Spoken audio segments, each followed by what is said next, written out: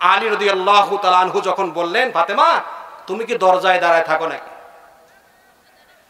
এইবার মুসলমান সম্মানিতা মা বোনেরা ভালো করে শুনে রাখেন, ফাতেমা রাদিয়াল্লাহু তাআলা আনহা ডাক দিয়ে আলী রাদিয়াল্লাহু তাআলা আনহুকে বলেন, আলী রে, যখনই তোমার সঙ্গে আমার বাবা যখন বিবাহ যখন দিয়েছে, আমার আব্বাজান আমাকে বলে দিয়েছে, ও মা ফাতেমা তোমাকে আলীর হাতে তুলে দিলাম, কিন্তু আলী যেন তোমার কাছ থেকে কিঞ্চিত পরিমাণ যেন কষ্ট না যেন পায়। চিল্লা বলেন সুবহানাল্লাহ।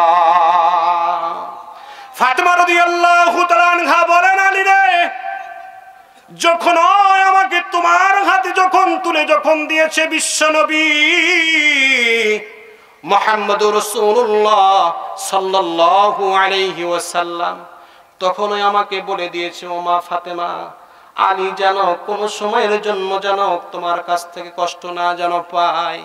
ও আলী, তোমার কামাই রোজগার হোক আর না হোক, যখনই তুমি বাড়ির মধ্যে যখন আসো, ও আলী, তখন আমি ঘরটাকে জান্নাতের সমতুল্য মনে করি। চিল্লা বলেন সুবহানাল্লাহ। আজকালকার মা বোনেরা কি মনে করে, এক স্বামী গেছে কাজে, যখন 1 ঘন্টা 2 ঘন্টা পর আসে, প্রতিদিন আসে 8 ঘন্টা পর, যদি হঠাৎ করে 2 ঘন্টা পর যদি আসে, এখন বউ এখন কয় হঠাৎ করে কামা আলুন ব্যাপার সেবার কি, কাজ কাম করা লাগবে না নাকি, সংসার কেমন করে চলবে? নাউজুবিল্লাহ বলে। আরে কি কারণে আসলে, কিসের কারণে একটু শোনো আগে। তুমি হঠাৎ করেই তুমি গিয়ার তোমার উঠে গেল। হযরত আলী যখনই বাড়িতে প্রবেশ করতেন, মা ফাতেমা মুস্কি হাসি দিতেন। সুবহানাল্লাহ বলে।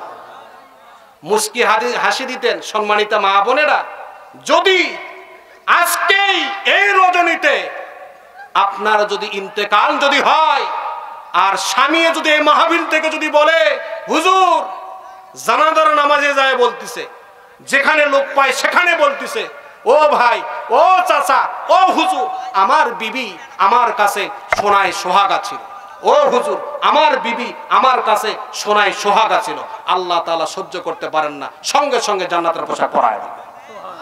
জোরে সুবহানাল্লাহ বলবেন না? সম্মানিতা মা বোনেরা, যদি কোন স্বামী দুনিয়ার বুক থেকে চলে গেছে, বিবি যদি বলে, আমার স্বামী আমার কাছে সোনায় সোহাগা ছিল, আমার স্বামী আমার কাছে সোনায় সোহাগা ছিল। সবচাইতে বাড়ির মধ্যে যদি কোনো পুরুষ জাতির ভালো কিছু যদি জানতে যদি আমরা যদি চাই, তাহলে সবচাইতে ভালো কে বলতে পারবে যে আমি হুজুর 1 নম্বর না 2 নম্বর না 3 নম্বর না 4 নম্বর, এটা আমার বউ কবার না?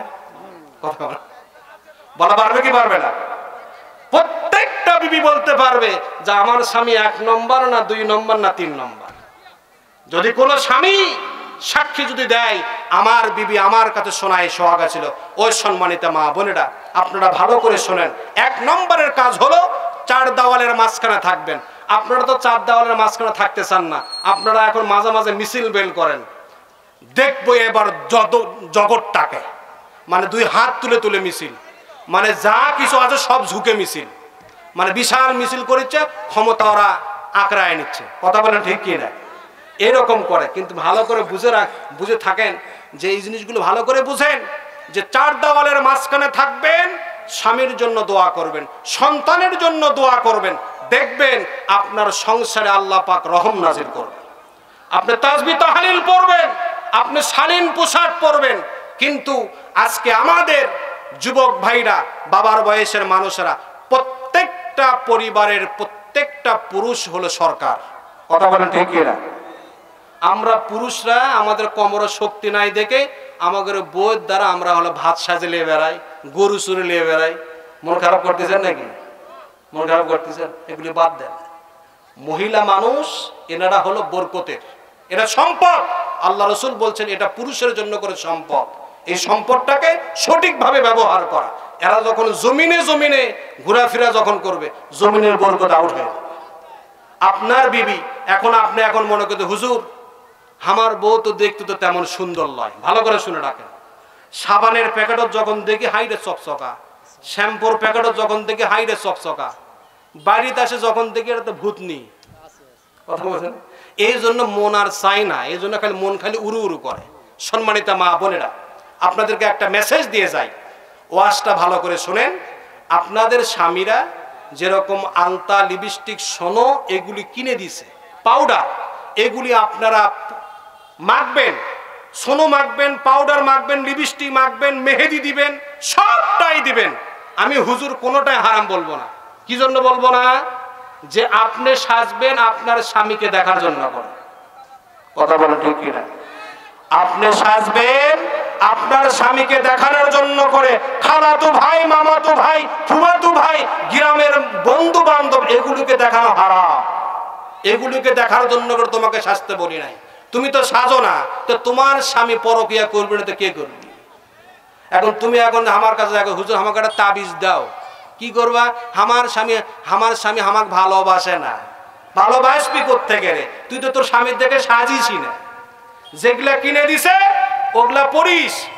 যখন বন্ধুর সামনে যখন যাস, ওই সময় দামি 3 পিস, দামি পাউডার, দামি সোনো, দামি বডি স্প্রে ওগুলি পরে যায়।